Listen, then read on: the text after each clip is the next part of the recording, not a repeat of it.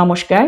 প্রবল বৃষ্টিপাতের ফলে অরুণাচল প্রদেশে যা ক্ষতি হলো, চলুন দেখে নেওয়া যাক আজকের বিশেষ বিশেষ সংবাদে। আমি শিবানী এক্সপ্লোরার ইউটিউব চ্যানেলে আপনাদের সবাইকে স্বাগত জানাচ্ছি।